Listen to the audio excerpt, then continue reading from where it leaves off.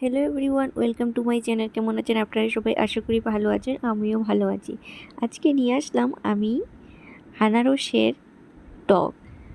বন্ধুরা, আমরা সবাই সব অনুষ্ঠানে বা অনেক সময় ঘরে চাটনি, বিভিন্ন ধরনের চাটনি বানিয়ে খেয়ে থাকি, কিন্তু এইভাবে একবার আনারসের টক বানিয়ে খেয়ে দেখবেন বন্ধুরা, অসাধারণ লাগে খেতে। তার জন্য লাগবে আমার আনারস। এখানে একটা দেখুন পাকা আনারস নিয়ে নিয়েছি। এবার আনারসটার খোসা ছাড়িয়ে নিচ্ছি। এখন কিন্তু বাজারে আনারস চলে এসেছে। এভাবে একবার বানিয়ে খেয়ে দেখবেন, অসাধারণ হয় খেতে, দারুণ লাগে খেতে।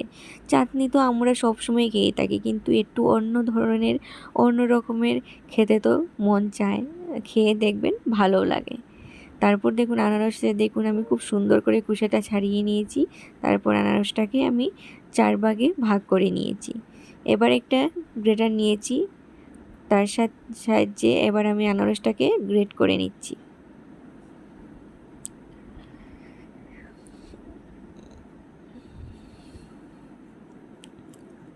আমার আনারস গ্রেট করা প্রায় হয়ে যাচ্ছে। দেখুন আনারসটা কিন্তু খুবই মিষ্টি ছিল, অনেক ভালো ছিল আনারসটা। আমার আনারস গ্রেট করা হয়ে গেছে। এবার আমি চলে এসেছি ওভেনে, বসিয়ে দিয়েছি কড়াইয়ের মধ্যে দিয়ে দিয়েছি অল্প পরিমাণে তেল। যেহেতু চাটনি তাই তেলের পরিমাণটা কমিয়ে দিলেই হবে। তারপর দিয়ে দিলাম এখানে একটা তেজপাতা আর অল্প একটু সর্ষে। হালকা নাড়াচাড়া করে এগুলোকে ভেজে নিয়ে তারপর আমি দিয়ে দেবো এখানে গ্রেট করে রাখা আনারস।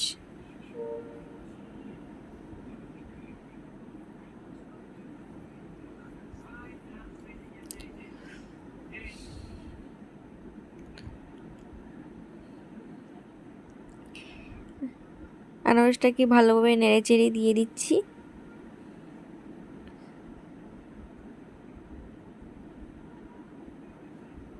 তারপর আমি এখানে সব ধরনের মশলাটা দিয়ে দিচ্ছি পরিমাণ মতো লবণ,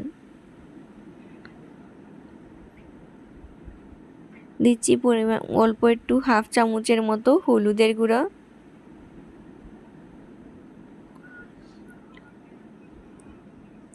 অল্প একটু লঙ্কা গুঁড়ো,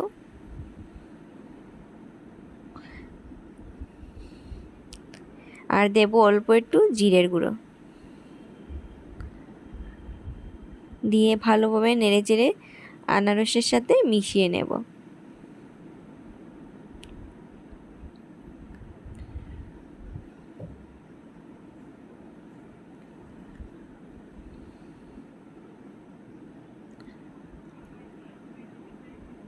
দেখুন আনারসটা প্রায় ফুটে উঠেছে। এবার আমি এখানে দিয়ে দেব ভেজে রাখা তিলের গুঁড়া। এই তিলটা আমি এটা কিন্তু সাদা তিল না, কালো তিল। তিলটাকে আমি খোসা ছাড়িয়ে ধুয়ে পরিষ্কার করে রোদে শুকিয়ে তারপর ভেজে গুঁড়ো করে তারপর দিয়ে দিলাম অল্প পরিমাণ মতো তিলের গুঁড়া।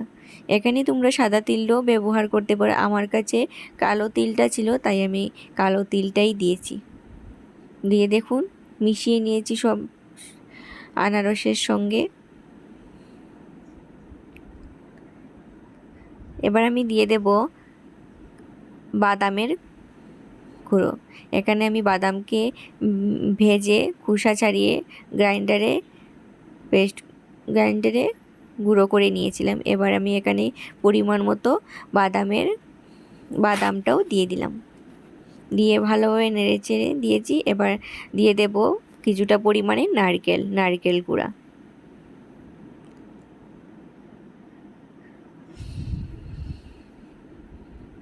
আপনারা আনারসের পরিমাণটা বেশি নিলে সব কিছুর পরিমাণটা বাড়িয়ে কমিয়ে নিয়ে নেবেন।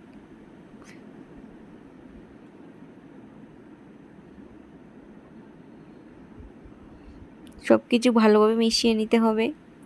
দেখুন নাড়াচাড়া করে সব কিছু আমি ভালোভাবে মিশিয়ে এবার আমি দিয়ে দিচ্ছি পরিমাণ মতো জল।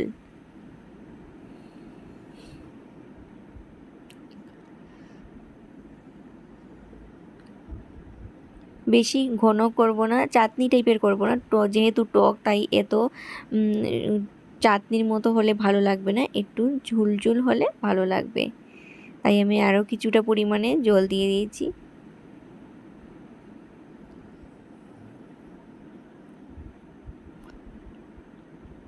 দিয়ে দিচ্ছি পরিমাণ মতো চিনি। এখানে আমি প্রায় এক কাপ থেকে অল্প একটু কম পরিমাণে চিনি দিয়েছি। আপনারা মিষ্টির পরিমাণটা নিজেদের চাহিদা মতো দিয়ে দেবেন। আর আনারসের মিষ্টি বা টকের উপর চিনিটা বুঝে শুনে দিয়ে দেবেন। তারপর এখানে আমি দিয়ে দিয়েছি একটা লেবুর পাতা ছিঁড়ে 2-3 টুকরো করে দিয়ে দিয়েছি, যার ফলে তার গন্ধটা কিন্তু খুব সুন্দর আসে।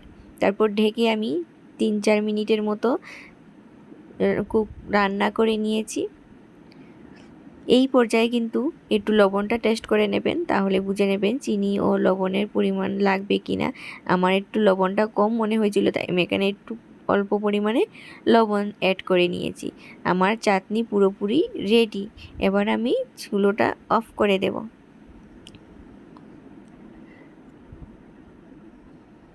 তারপর নামিয়ে ঠান্ডা করে নিলে তৈরি হয়ে যাবে আমাদের আনারসের চাটনি, আনারসের টক। এই যে তৈরি হয়ে গেছে আনারসের টক। দেখতে যতটা সুন্দর হয়েছে, খেতে কিন্তু দারুণ হয়েছে বন্ধুরা। আপনারা প্লিজ একবার হলেও ট্রাই করবেন। ভিডিওটা যদি ভালো লেগে থাকে তাহলে লাইক করতে ভুলবেন।